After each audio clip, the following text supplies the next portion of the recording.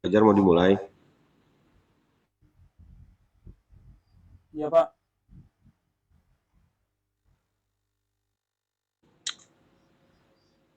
Baik, kalau kayak gitu kawan-kawan, kita mulai saja diskusi kita kali ini.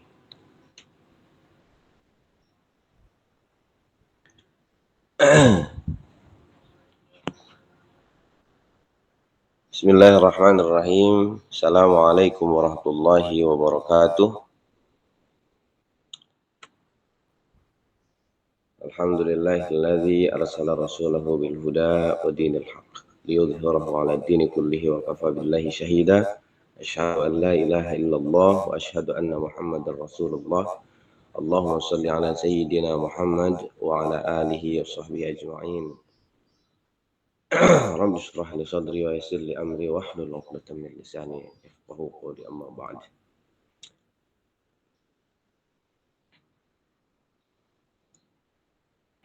Baik, ayuhal hadirun. Alhamdulillah, segala puji bagi Allah yang telah mengutus Rasulnya dengan hidayah dan agama yang benar untuk memenangkan atas semua agama lainnya. Kemudian cukuplah hanya kepada Allah kita menyembah dan hanya kepada Allah sebagai saksi kita di kemudian hari. Maka ada kalimat, aku bersaksi bahwa tiada Tuhan selain Allah, juga aku bersaksi bahwa Nabi Muhammad SAW adalah utusan Allah.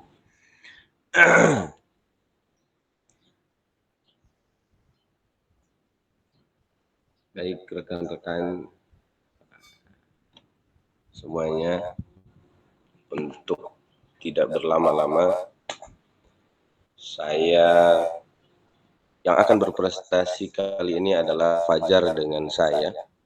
Memang sengaja kita tunggu tadi Pak Abdul Muin, yang mana dosen pembimbing kita, agar dapat berdiskusi secara baik, apalagi diberikan motivasi-motivasi juga pencerahan-pencerahan yang baru oleh Pak Dokter. Tapi nyatanya Pak Dokter ternyata belum datang. Insya Allah kita lanjutkan saja diskusi ini. Insya Allah berjalan dengan lancar. Baik. Untuk poin-poin pertama nanti insya Allah akan dikemukakan, akan didiskusikan, akan dimulai oleh saudara kita yakni Bapak Fajar. Silakan Bapak Fajar.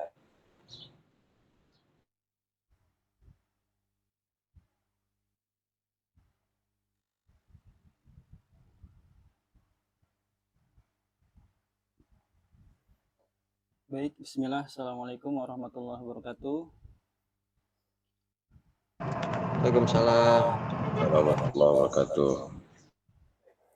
Ya, untuk materi hari ini kita dapat kebagian topik judulnya penentuan posisi pasar dan diferensiasi produk jasa pendidikan. Jadi kalau dibahasakan mungkin positioning dan differentiation. Sebelum ke pembahasan positioning, mungkin kita sedikit review karena ini ada kaitannya langsung dengan materi yang sudah dibawakan oleh Pak Ihya pekan lalu. Luar biasa ya, sangat jelas, gamblang. Jadi dari beliau saya jadi tertarik dengan tema ini gitu. Ada namanya strategi marketing ya, ada konsep namanya itu STP atau STP. Yang pertama segmentation atau segmenting, kemudian T-nya itu targeting, P-nya positioning. Untuk segmenting dan targeting sudah dijelaskan dengan jelas oleh Pak Ihya pekan lalu. Jadi untuk perbedaannya, segmenting itu lebih kepada mengelompokkan calon konsumen yang tadinya masih beraneka ragam atau masih heterogen, majemuk, menjadi kelompok-kelompok calon konsumen yang memiliki karakter yang sama dengan preferensi yang sama. kemarin itu ada 4 ya, ada berdasarkan geografis, demografis, perilaku, dan manfaat kalau nggak salah. Jadi segmentasi itu adalah identifikasi kelompok konsumen secara terpisah, kemudian targeting itu setelah dikelompokkan, kemudian dipilih mana calon konsumen atau kelompok konsumen yang akan kita jadikan target pasar. Kemudian setelah kita pilih 1 atau 2 kelompok yang sesuai dengan target kita, barulah kita membangun positioning, yaitu membangun keunggulan bersaing produk yang ada di pasar ke dalam benak konsumen. Jadi supaya lebih mengena pemasaran produknya, kita harus bisa menanamkan branding kepada konsumen yang sudah kita targetkan, yaitu review mengenai STP.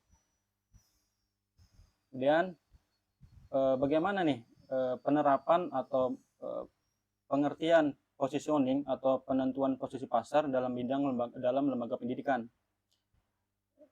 Jadi lebih kepada membangun atau menciptakan citra yang kuat dan berbeda di benak konsumen. Dalam hal ini untuk pendidikan berarti konsumennya siswa ya dan orang tua terkait dengan institusi pendidikan tertentu, baik itu SMP, SD, MI, MTS atau aliyah atau SMA, SMK. Jadi bagaimana membangun branding atau citra yang kuat sehingga diingat pada target konsumen yang telah kita targetkan tadi. Mungkin agak sedikit belum langsung bisa dimengerti. Nanti akan saya contohkan supaya lebih mudah dipahami. Jadi positioning ini untuk memastikan apakah lembaga sudah memiliki strategi yang membedakan antara merek dan produk milik kompetitor ya. Salah ketik nih, milik kompetitor, milik kita dengan kompetitor. Nah, jika tidak menonjol, kalau nggak ada bedanya, artinya lembaga kita atau lembaga tersebut belum memiliki positioning. Nah, supaya kita mudah memahaminya, kita ambil contoh nih. Seandainya ada lulusan SMA atau SMK yang ingin melanjutkan ke pendidikan atau jenjang yang lebih tinggi ke perguruan tinggi. Nah, pasti mereka akan kesulitan tuh untuk memilih kemana saya melanjutkan pendidikan kalau tidak bisa membedakan antara perguruan tinggi yang satu dengan yang lainnya. Nah, sehingga dibutuhkan positioning dari kampus-kampus atau universitas agar terlihat berbeda dari kampus lainnya. Ya, saya sudah merangkum beberapa universitas yang populer di Indonesia gitu. Ini ya, ada UI, ada UGM, ada ITB, UPI, UNJ, IT, ada UIN juga nanti terakhir, kemudian ada ITS Surabaya ya. Nah, coba kita lihat di sini apa sih perbedaan positioning antara kampus-kampus tersebut supaya nanti calon mahasiswa tuh bisa tahu, UI ini nih fokusnya, UGM tuh ini fokusnya. Jadi mereka nggak bingung lagi gitu. Contoh UGM, mereka punya tagline The World Class University. Berarti mereka membranding bahwa kampus ini adalah kampus yang level dunia gitu ya. Oke, kemudian ada UGM. UGM itu punya tagline Research University. Berarti di sana mahasiswanya sudah menjadi komunitas yang terbiasa melakukan penelitian. Kemudian ada ITB. ITB ini tagline-nya Inspiring Innovation Through Technology. Jadi menginspirasi, mendorong inovasi melalui teknologi. Kemudian ada UPI. Ini Techno Research Planner University. Lebih kepada menggabungkan antara teknologi dengan penelitian serta kewirausahaan. Kemudian ada UNJ Building Future Leader, berarti mereka membranding kalau kampus ini tuh mencetak calon-calon pemimpin di masa depan gitu kan. Kemudian ada IT, Institut Teknologi Indonesia, mereka punya branding, positioning The Technology Based Entrepreneur University. Jadi kampus yang berbasis teknologi dan kewirausahaan, hampir sama dengan kampus yang tadi ya. Nah, kalau UIN ini, kira-kira teman-teman ada yang tahu nggak? Sebelum saya muncul ini, Kang Wahid tahu nggak? Kan udah, bukan Kang Wahid, Kang Ihya. S1-nya kan di sini. Apa kira-kira nih tagline UIN ini? mencetak kader-kader Islam. Panjang amat ya, pakai bahasa Indonesia ya. Kang Oh ini iya. ada. Saya juga sempat nyarinya ini UIN ini apa ya tagline-nya gitu yang membuat mereka tuh berbeda dengan kampus yang lain gitu. Ternyata setelah saya lihat artikel ada rektor bilang ini. Nah, spirituality, intellectuality, professionality dan nationality. Nilai spiritual, nilai intelektual, profesionalitas dan nasionalisme berarti ya. Nah, terakhir misalnya ini ada ITS dari Surabaya Institut tanggal 10 November punya tagline Advancing Humanity. Jadi mereka mendorong kepada peradaban kemanusiaan. Bagaimana teknologi di kampus itu, pendidikan di sana mendorong kepada peradaban kemanusiaan. Jadi emang pada akhirnya setiap lembaga pendidikan ini akan berusaha untuk memposisikan kampus mereka supaya nilai citra branding ini tertanam kepada konsumen atau calon siswa yang ada di sana atau mahasiswa yang ada di sana. Nah, setelah positioning nanti diperlukan diferensiasi setelah mereka punya posisi.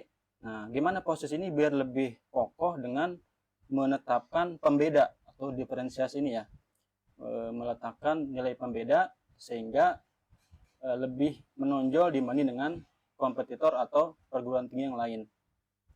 Begitu juga untuk level madrasah atau SMP, madrasah sekarang baru update slogannya. Slogannya itu madrasah bermutu mendunia kalau nggak salah ya. Busri mungkin tahu, saya lupa tuh. Madrasah, coba.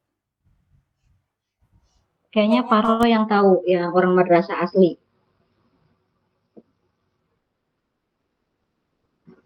Roy,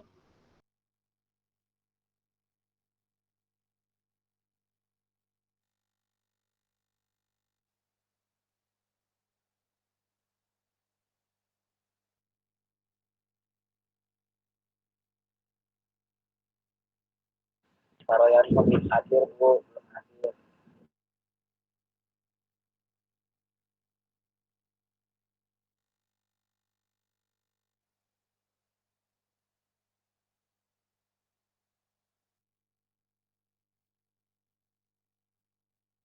ibu mah orang PAI, bukan orang madrasah.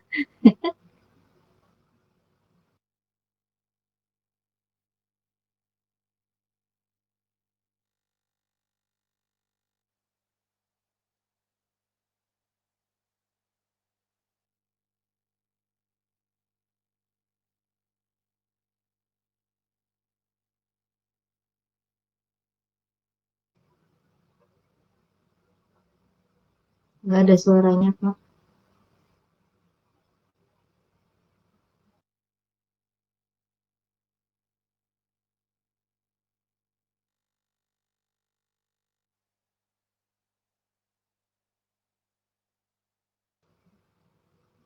Nggak ada. Coba, Pak. Ya, ada.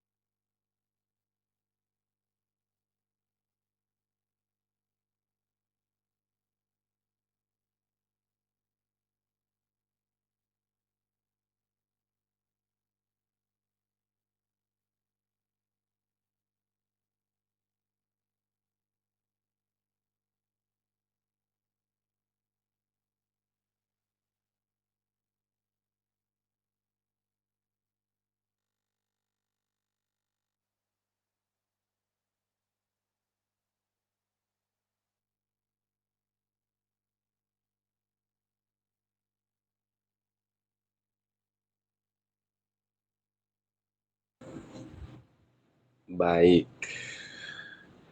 Tadi alhamdulillah sudah kita dengarkan penjelasan yang sangat dalam dari saudara kita Bapak Fajar. Kemudian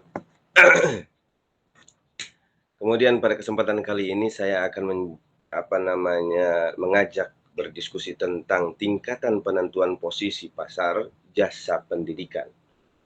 Di sini ada beberapa, bahkan ada 6 posisi atau positioning.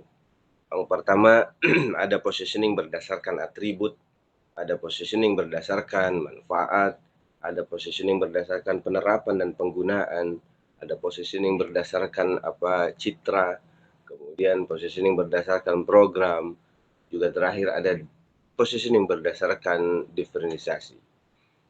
Nah, kalau misalkan kita runtutkan dari positioning berdasarkan atribut ini, yang pertama ada menonjolkan atribut atau karakteristik khusus yang menjadi keunggulan lembaga pendidikan.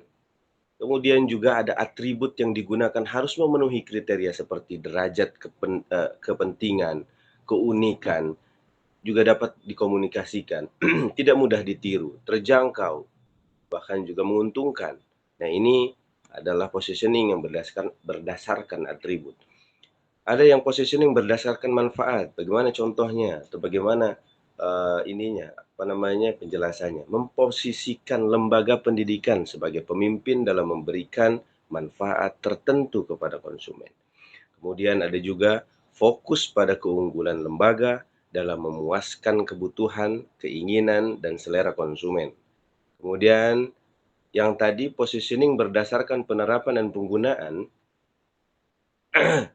adalah menonjolkan nilai penggunaan dan penerapan dari jasa pendidikan yang ditawarkan. Kemudian ada juga dapat menggunakan strategi positioning berganda meskipun hal ini dapat meningkatkan kesulitan dan resiko. Kemudian ada positioning berdasarkan citra, membangun citra atau identitas yang kuat di benak konsumen-konsumen yang akan kita pasarkan gitu ya, kepada konsumen-konsumen lain. Kemudian ada juga menggunakan simbol, media tertulis, audio seperti audio visual dan suasana untuk mengekspresikan citra lembaga. Itu agar ya, citra lembaga semakin baik setiap harinya, setiap waktunya oleh di mata konsumen kita, di mata orang lain. Positioning berdasarkan program, menawarkan program pendidikan yang memiliki nilai khas sebagai keunggulan kompetitif. Kemudian program juga harus dirancang berdasarkan analisis lingkungan yang akurat. Dan yang terakhir ada positioning berdasarkan diferensiasi. Positioning berdasarkan diferensiasi adalah menciptakan perbedaan yang unik dan bernilai dibandingkan pesaing. Juga dapat meliputi diferensiasi dalam hal produk, layanan, personal, seluruh distribusi atau citra, dan lain sebagainya.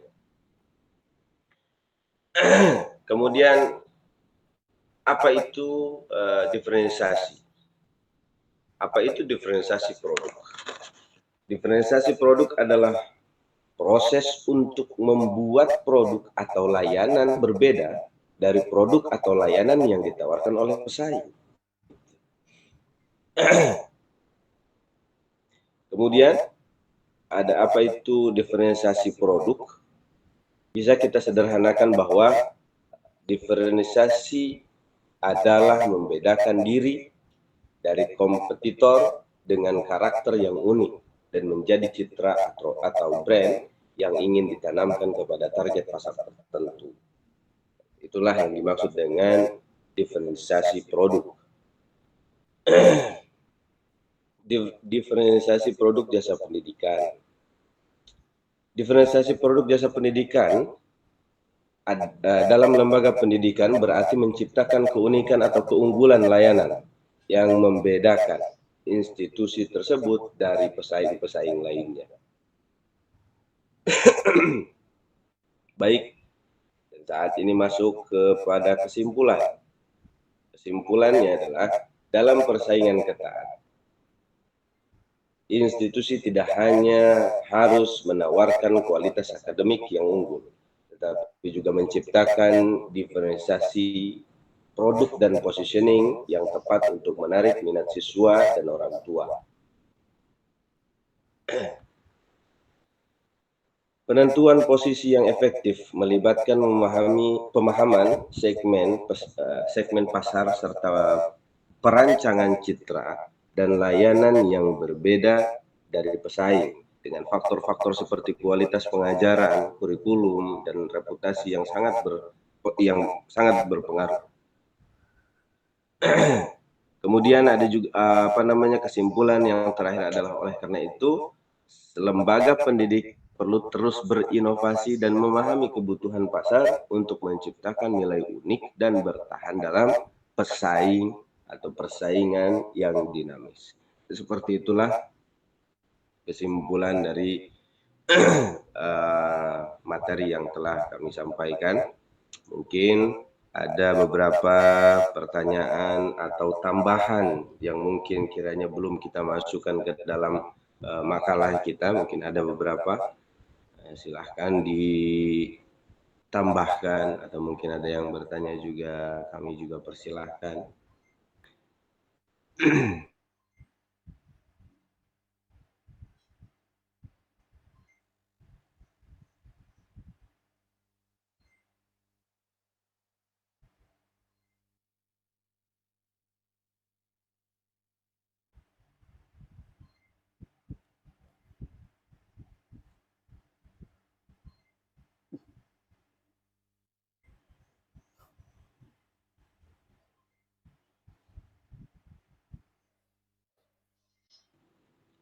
Baik, mungkin Bu Sri, Pak Wahib, Pak Ganang, dan bapak-bapak ibu-ibu lainnya mau menambahkan. Silakan.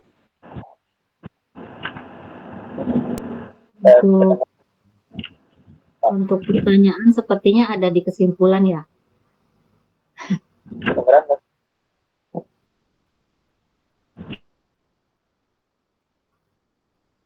Ada di kesimpulan di tugas di drive itu loh Pak.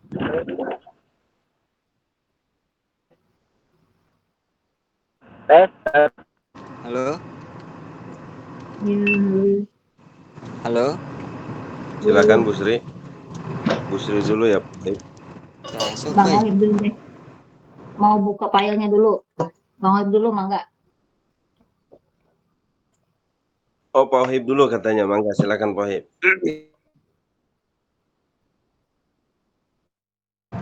Halo. Kedengeran suara saya? Kedengeran Bang. Oke.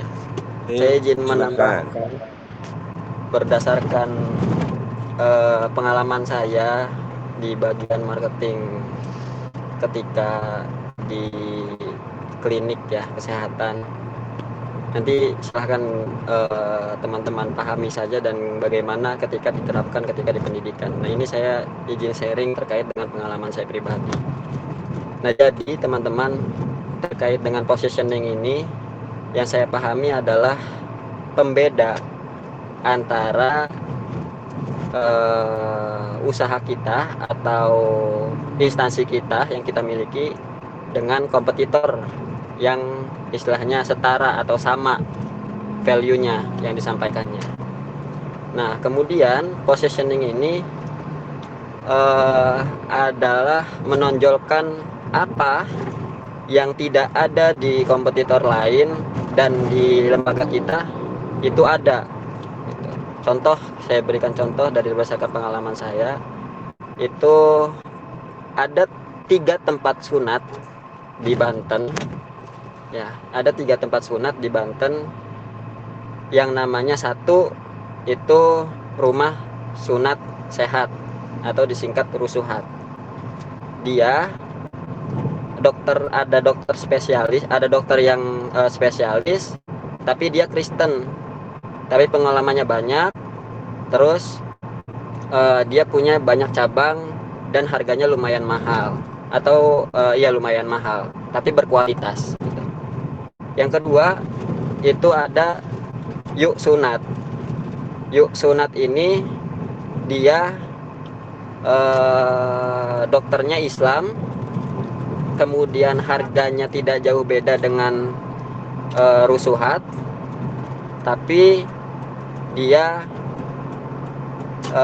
apa namanya, tidak terlalu bagus dalam segi kualitasnya, kualitas dari segi ininya, tempatnya bukan dari segi hasil sunatnya, bukan gitu. Terus yang ketiga itu ada tempat sunat namanya terminal sunat. Nah, terminal sunat ini dia dokternya Islam, harganya merakyat, murah gitu.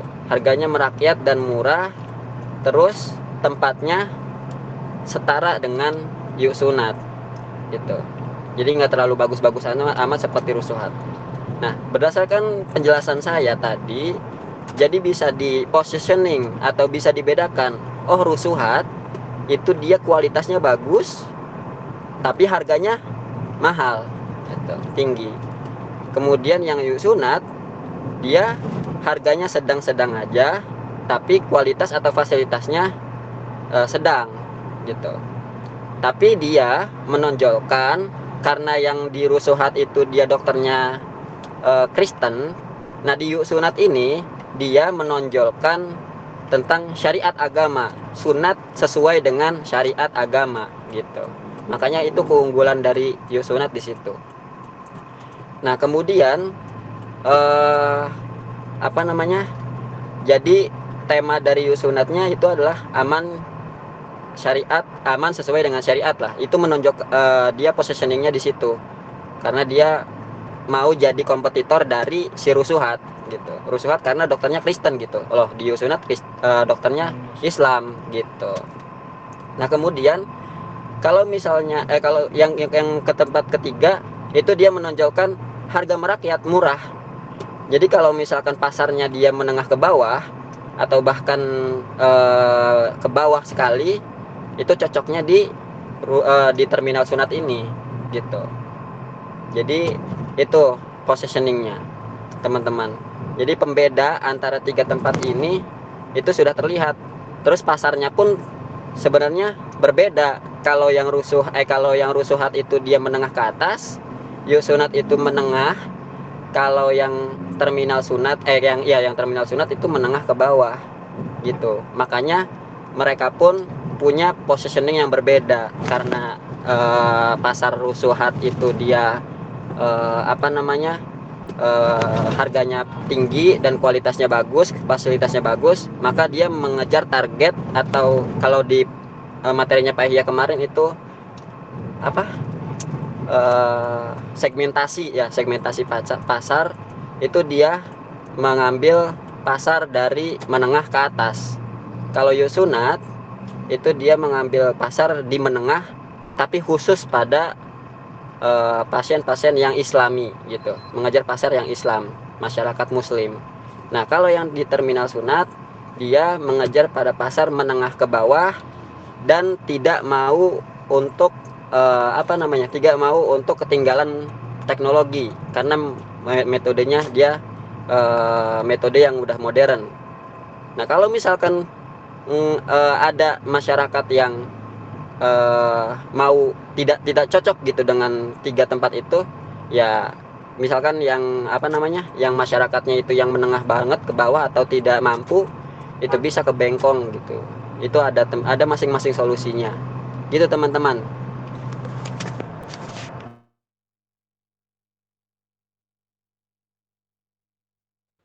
Baik, ada lagi dari yang lain mungkin menambahkan seperti Pak Ohib menambahkan kan ya? Tidak bertanya maksudnya? Nggak, Pak, nanti aja bertanyanya, Pak.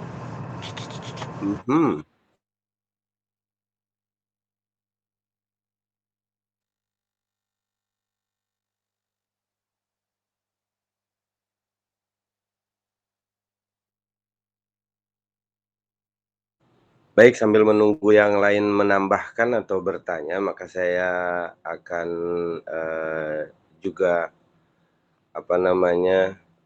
merespon dari apa yang tadi sudah disampaikan oleh Bapak Ohibur Rahman terkait dengan positioning, entah itu memposisikan dari harganya atau dari karakternya berbeda, yang satu untuk kesehatan, yang satu untuk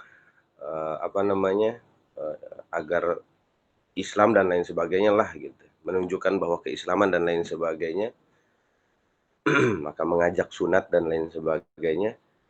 Pada dasarnya ini sudah kita jelaskan bahwa tingkatan positioning juga ada beberapa, ada 6 tadi ya. Yang pertama ada positioning berdasarkan atribut. Positioning berdasarkan atribut ini kan menonjolkan atribut atau karakter khusus yang menjadi keunggulan lembaga pendidikan atau lembaga lembaga bisnis, atau misalkan lembaga sunat atau dan lain sebagainya mungkin ya. Gitu. Nah, ini karakternya harus berbeda. Memang harus mempunyai karakter-karakter yang berbeda dengan pendidikan lain, lembaga lain misalkan, atau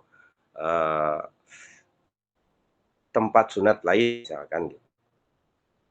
Kemudian yang tadi sempat dijelaskan oleh Kang Ohib tentang yang ini murah, yang ini mahal, tapi lebih baiklah dokternya, lebih baguslah caranya, kemudian metodenya dan lain sebagainya. Di sini juga kita menjelaskan tentang atribut yang digunakan harus memenuhi kriteria seperti derajat kepentingan, keunikan, dan komunikasi yang dapat dikomunikasikan, kemudian tidak mudah ditiru. Nah, ini kan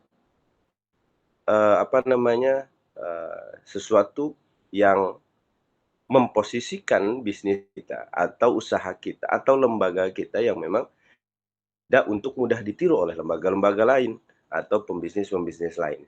Kemudian juga terjangkau, ya kan? Ya, terjangkau tadi kan maksudnya ya yang di sini murah, silakan karena memang tujuannya untuk meraup pasar sebelah sini misalkan, pasar yang menengah ke bawah, tapi dengan mengedepankan keislaman dan lain sebagainya. Nah, itu kan pasarnya.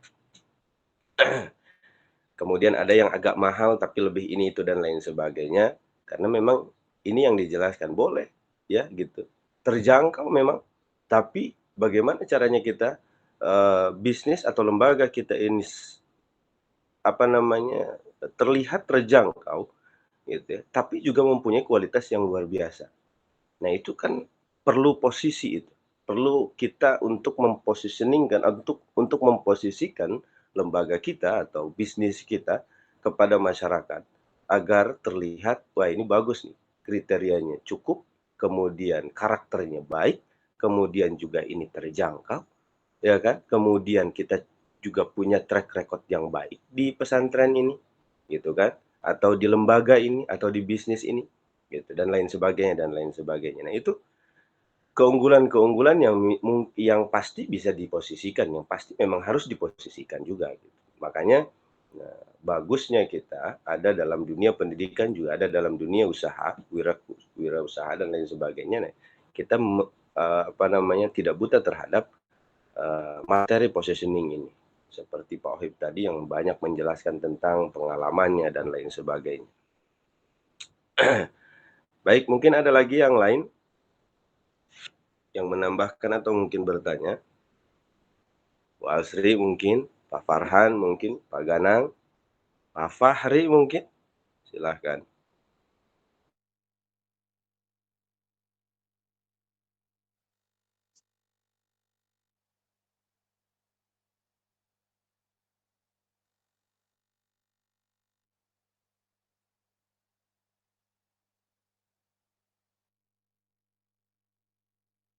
Minta dibangunin sama Pak Ihya dulu sih sebenarnya ini, Pak.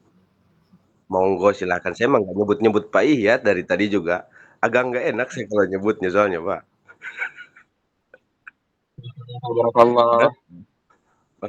Makanya nggak saya sebut, Pak. Pada tidur nih, nundutan doang. Monggo Bu, Pak Ihya silahkan. Ibu nanya ya. Cuma bingung nanyanya Boleh karena Bu, silakan. materinya luar biasa. Materinya juga luar biasa terkait dengan positioning dan diferensiasi produk jasa pendidikan.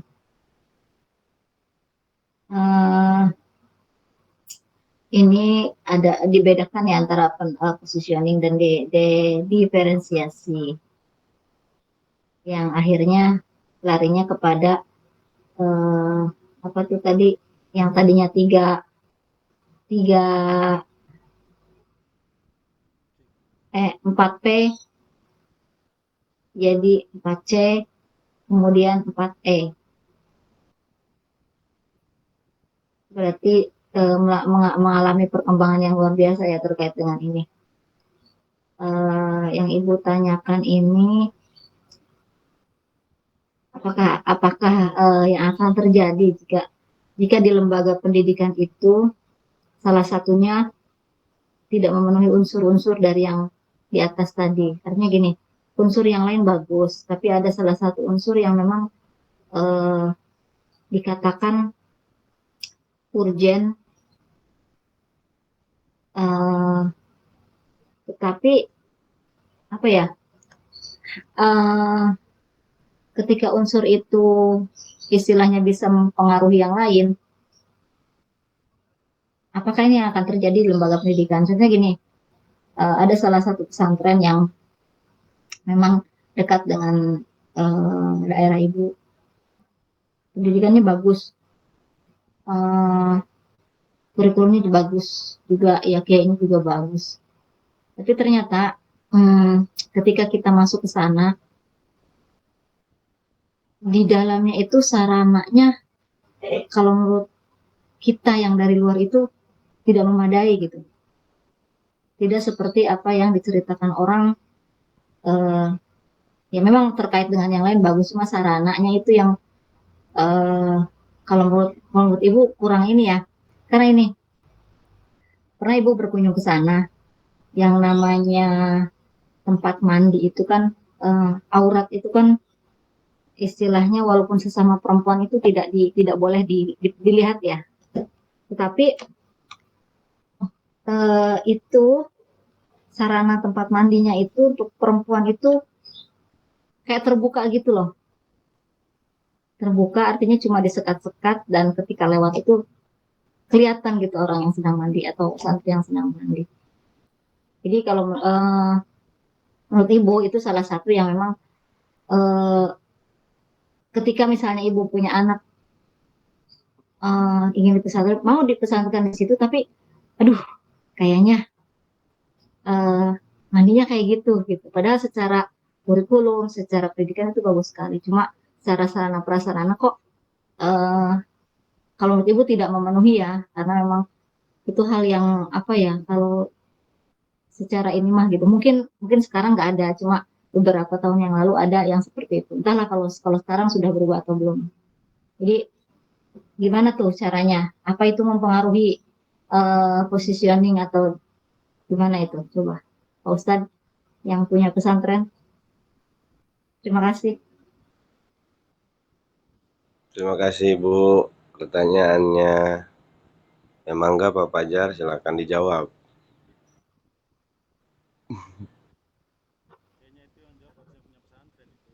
Iya benar. Aduh, balik lagi ke saya berarti ini Pak Fajar. Baik Bu, jawaban saya mungkin menurut saya begini. Karena semua lembaga, semua pesantren punya keunggulannya masing-masing dan mereka mengejar keunggulan itu.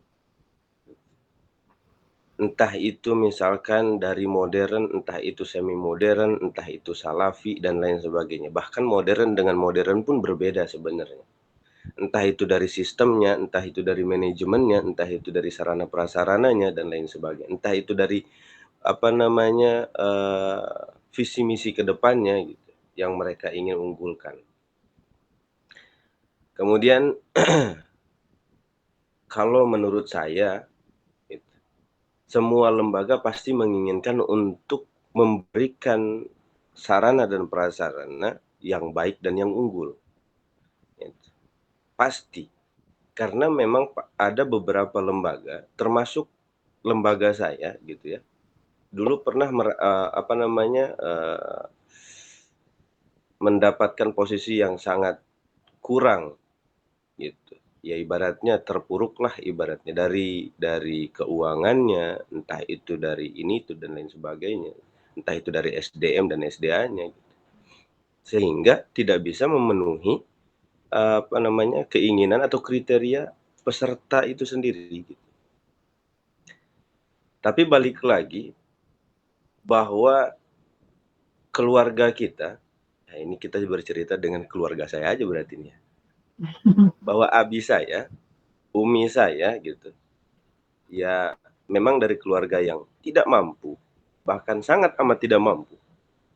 Sehingga ketika kita komplain bahwa tolong dong Bi, tolong dong Mah gitu. Ini santri butuh ini, butuh ini, butuh ini. Lantas apa jawabannya? Selagi masih ada, ya, selagi masih ada ini kita, selagi masih mampu ya kita lakukan. Gitu. Tapi kalau misalkan memang di luar jangkauan kita ya mau bagaimana lagi? Gitu. Tapi tetap dengan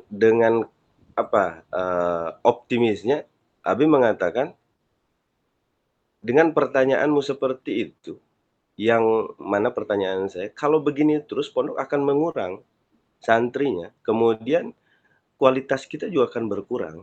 Gitu. Kemudian ya mau bagaimana lagi kalau misalkan kita tidak siap untuk bersaing dengan orang-orang dengan lembaga-lembaga lain. Dengan santainya ya Abi bilang bahwa siapa pimpinan yang tidak mau memberikan sarana prasarana yang lebih bahkan untuk santri-santrinya.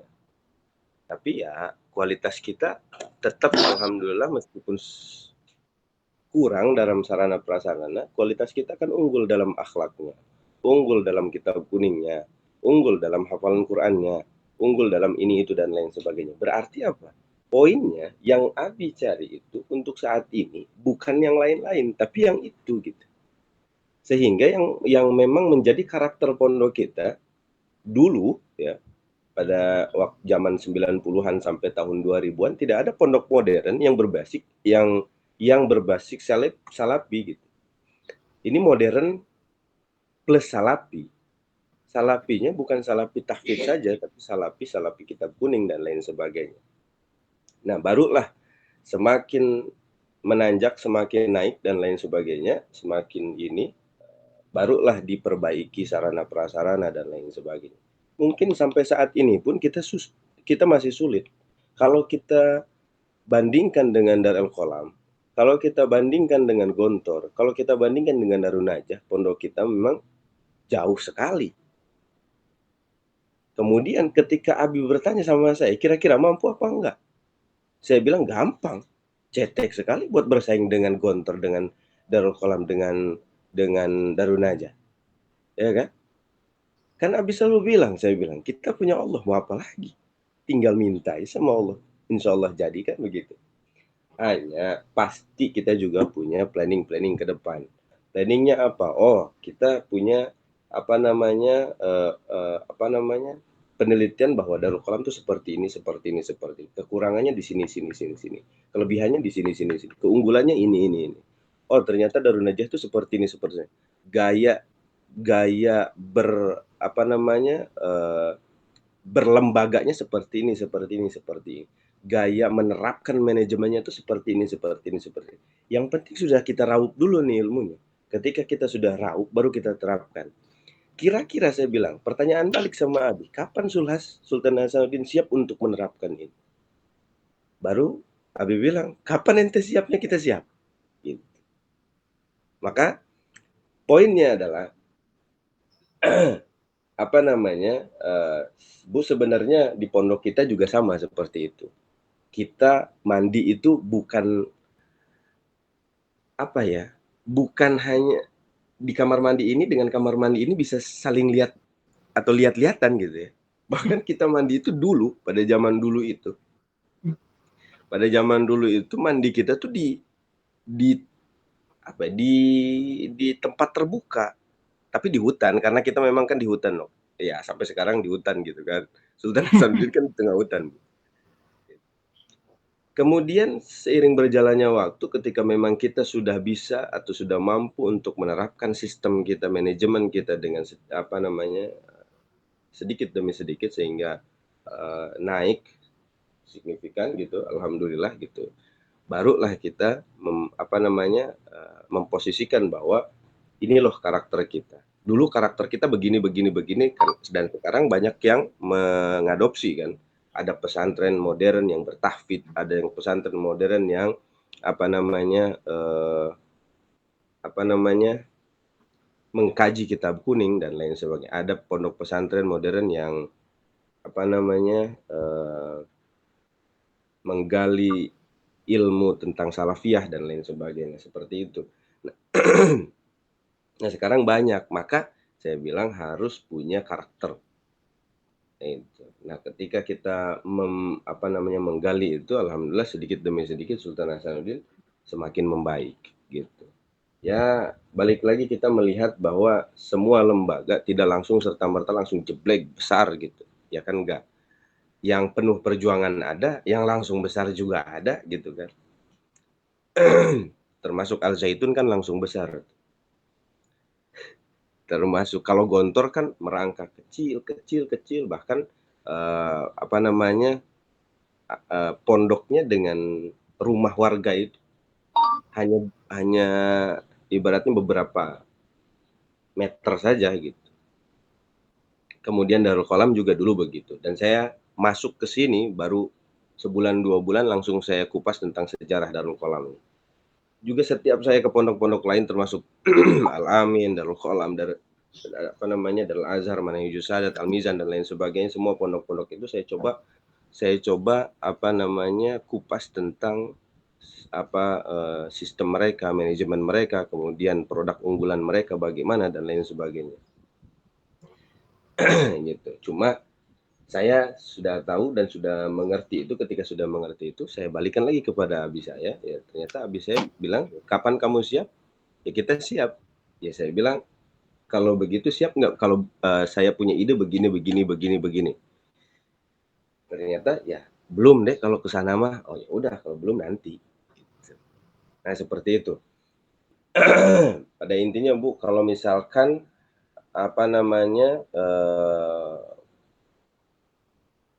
pondok atau lembaga itu tidak sesuai dengan kriteria kita, ya kan, pasti mereka menyesuaikan dengan kriteria yang lain. Itu kan banyak, maksudnya mungkin Ibu tidak cocok dengan kamar mandinya lah, ininya lah, itunya dan lain sebagainya. Tapi buat untuk peserta didik yang lain mungkin mereka cocok-cocok aja, nyaman-nyaman aja, yang penting ngajinya misalkan gitu. Kan ada yang seperti itu. Ada juga yang saya terserah deh yang mau ngajinya bagaimana, belajarnya bagaimana, yang penting anak saya di sini sekolahnya nyaman, pakai AC, kemudian tidurnya nyenyak gitu kan, pakai spring bed dan lain sebagainya, kan ada juga tuh. Ya ada juga yang seperti itu, kelasnya pakai AC gitu dan lain sebagainya. Ada juga yang penting anak saya nyaman aja di situ. Itu. Yang penting pesantren nyaman, kan bahasanya begitu. Padahal di pesantren pelajarannya itu juga, dan kadang-kadang bahkan hanya mengunggulkan sarana dan prasarananya saja, sehingga kurang dalam pengawasan dalam belajarnya, ya kajiannya dan lain sebagainya, macam-macam. Seperti itu Ibu. Mungkin ada lagi atau mungkin Ibu belum puas? Mangga silahkan. Baik Pak, terima kasih penjelasannya yang mungkin dari setiap lembaga pesantren itu berbeda ya. Jadi mungkin terkadang gini, mereka lebih mengedepankan kurikulum ya, pembelajaran dibanding mungkin fasilitas-fasilitas yang urgent gitu ya bagi para santrinya. Tapi saya yakin orang tua pasti lebih apa ya, ketika memilih pesantren itu mereka yang nomor satu mungkin pendidikannya di pesantren itu apa gitu, yang jadi jargonnya apa gitu, kayak Darul Qolam gitu kan. Terus dan untuk sarana prasarana mungkin ya nomor berapa gitu mungkin bagi orang tua ya. Yang penting anaknya tadi mau betah gitu, anaknya mau belajar, itu jadi udah sesuatu hal yang disyukuri oleh orang tua pada zaman sekarang ya. Kadang-kadang kalau dulu kita pesantren mungkin kemauan sendiri, kalau sekarang itu banyaknya karena memang kekhawatiran orang tua ya terhadap pergaulan anak, sehingga kadang-kadang anak merasa dipaksa masuk pesantren. Ya Pak Ustadz, itu aja. Terima kasih.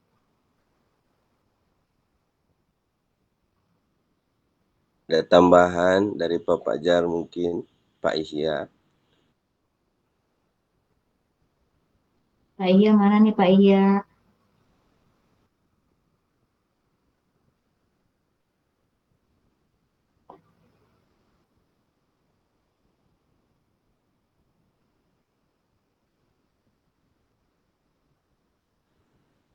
Sambil menunggu tambahan dari teman-teman yang lain atau pertanyaan-pertanyaan dari teman-teman yang lain,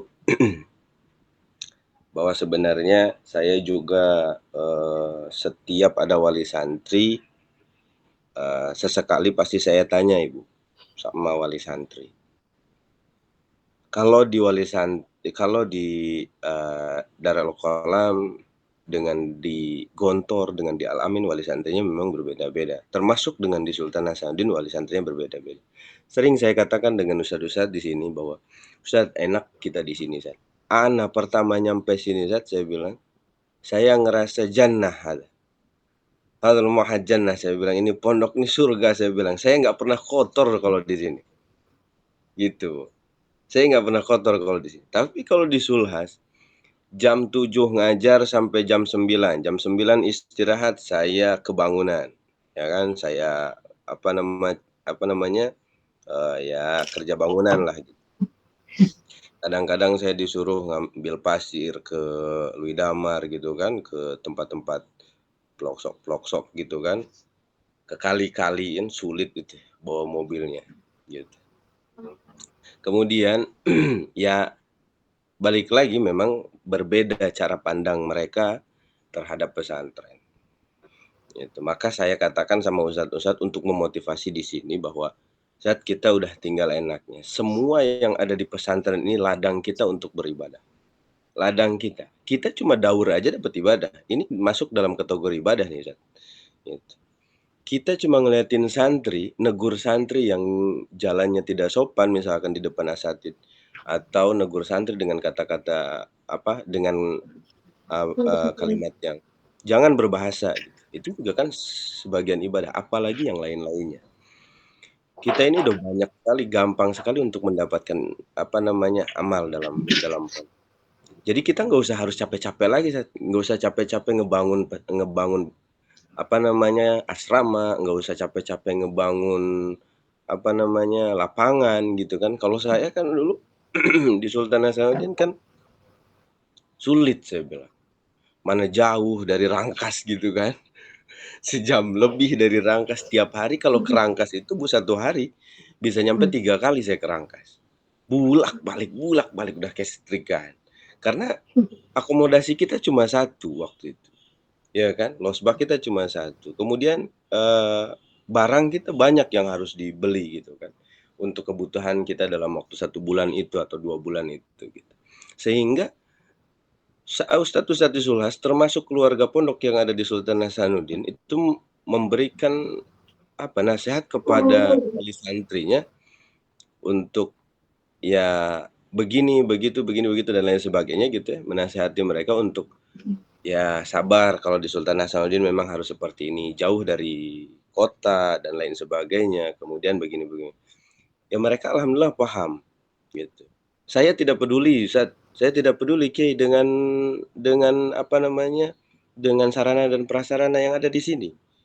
Yang saya pedulikan bagaimana ini anak pulang bisa hafal mutolaah, hafal juz amma, ya anak kelas 1, anak-anak baru, kemudian bisa apa namanya, ngobrol dengan bahasa Arab dan lain sebagainya. Yang penting itu saja dulu Ustaz. Nah itu wali santri di sana. Beda dengan wali santri di sini. Karena kan macam-macam itu. Wali santri di sini kan sehingga wali santri di sana, mohon maaf, wali santri di sana itu kita pukul anaknya pun mereka legowo. Gak apa-apa Ustaz, saya dulu juga nyantri dihajar katanya. Gak apa-apa, memang begitu pendidikan Ustaz gitu. Biar mereka paham, biar mereka mengerti bahwa sesulit itu ketika mereka akan diterbangkan di luar sana gitu. Tapi ketika saya nyampe sini, ada wali santri yang, "Ustaz, kenapa anak saya ditempeleng? Kenapa anak saya dihukum push up? Saya udah bayar besar loh di sini," dan lain sebagainya. Sehingga mereka merasa bahwa saya udah bayar mahal-mahal nih, anak saya dihukum terus gitu. Dan mohon maaf, ustadz-ustadz di sini juga mungkin ya karena memang banyak tekanan gitu. Ada beberapa ustadz-ustadz di sini yang belum bisa tegas. Gitu. Oleh sebab itu,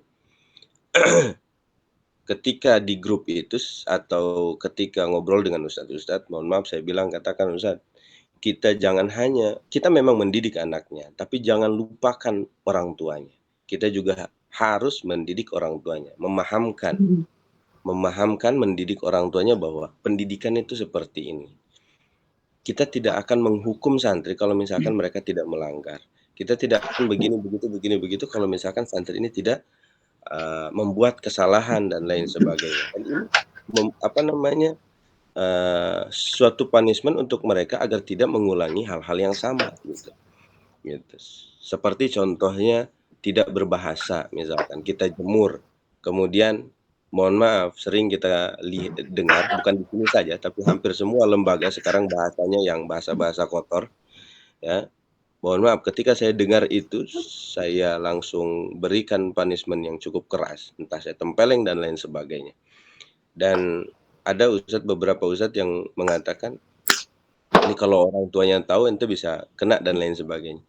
Silahkan datangkan saya dan ketemukan saya dengan orang tuanya. Kalau misalkan memang dia mau, orang tuanya itu mau anaknya berubah untuk menjadi orang yang lebih baik, ya seperti ini contohnya. Karena mau bagaimana lagi? Mau diomongin kan sudah berkali-kali. Kita belajar tarbiyah itu, pendidikan itu berkali-kali ya. Entah di Gontor, entah di tempat yang lain. Kalau memang tidak bisa dengan hati yang lembut ya dengan perkataan saja. Kalau memang tidak bisa dengan perkataan ya coba dengan sesekali boleh dengan kekerasan atau misalkan dijewer lah apa dan lain sebagainya.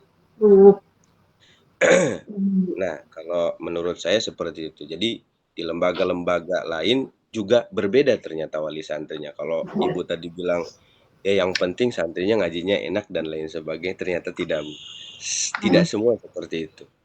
Ada yang bilang yang penting anak saya mondok dan jangan diapa-apakan gitu. Ada yang gitu.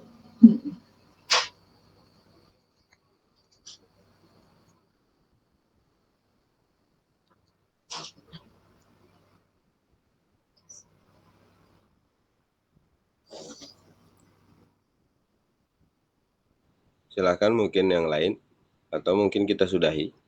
Bu Fitri, Bu Nica, Bu Kiki,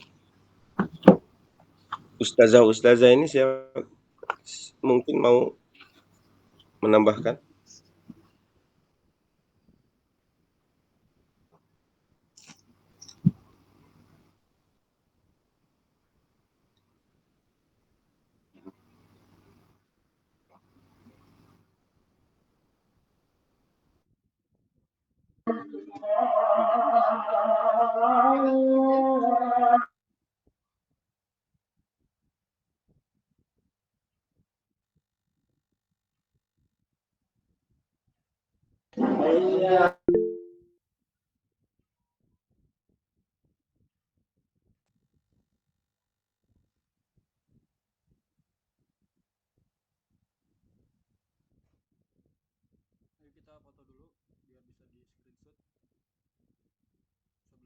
oleh Ustadz Faruk luar biasa. Kayaknya ada 1000 kata hari ini oleh beliau bicara nih.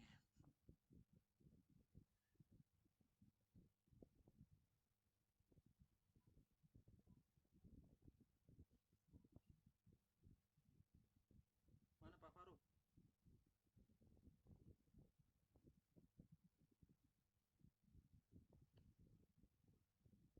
Belum ya, ntar satu. Dari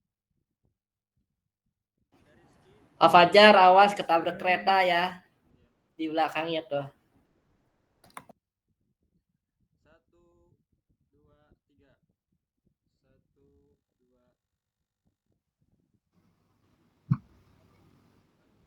2. Wis, Kata Farhan oncom. On cam. Pak Faruk, lagi di Serang nggak? Saya di mana ini ya? Nggak tahu tempat saya di mana nih, Ri.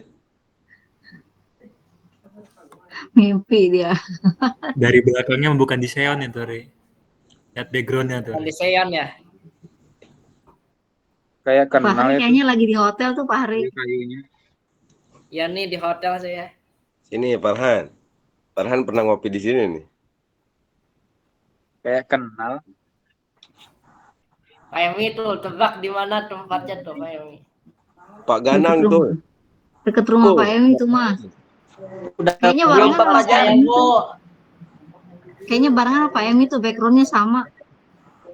Udah belum senyum-senyum. Lagi di kantor tuh. Bang Ohib di mana di kantor kayaknya tuh dia. Tuh Pak Saya Emi nih, lah. Mas Ganang. Apa? Dia. Ntar sore gimana? Pak Emi dulu ya. Sore Pak Emi dulu kan yang presentasi. Pak Emi. Online kan ya? Online. Offline? Iya, Pak Emi dulu yang presentasi 2 kan hari ini. Hari ini online semua, Pak. Kenapa, Mantap. Pak Iya? Nah, Pak Iya malu-malu. Iya. Besok juga Besok pagi juga online, Pak Bapak Ibu. Wah, aduh saya Pagi presentasi doang. sama Pak Emi. Pagi doang nih. Iya, senang masuknya jam 10. Ini udah ongkirnya nih. Besok MK Bu Anies masuk nggak? Hah? Apa? Ya. Pindah ke Jangan pagi. Pak. Kalau besok online semua gimana? Oh, 15 Bapak supervisi Ibu jam PJ, 1 siang. Online semua Fajar. silahkan mantap. ditanyakan. Serahkan kepada Bapak Ibu PJ.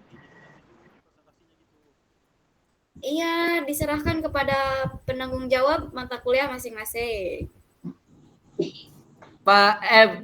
Bu Anisnya emang bisa dipindahin. Ya coba tanya dulu. Ya, coba aja.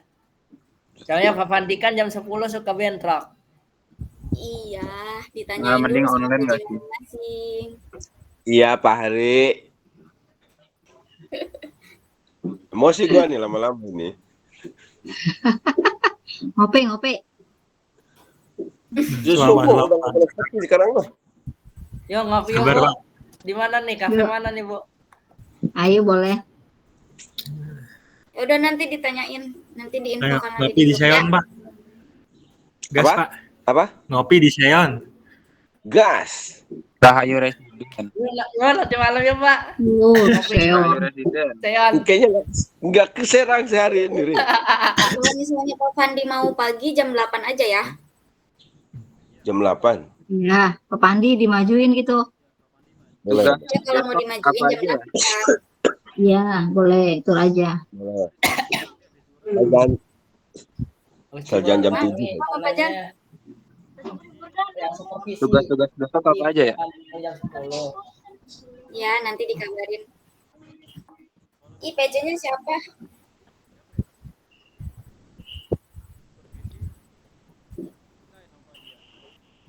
Ya kan Iyalah. supervisi mah aman. Bapak beliaunya tidak bisa masuk, tapi kan kita Supervisi bisa makan online sama mandiri. Pak.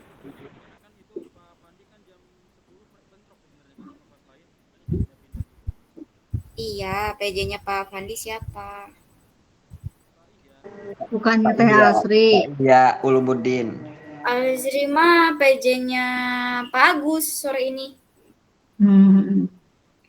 Nih, sore Ibu sama Pak Emi dulu kan ya? Iya. Sebetulnya nggak tahu. materi Ibu sama Pak Emi itu sebetulnya habis PTS loh. Sama Ya, aja sih, Bu. di RPS-nya ya.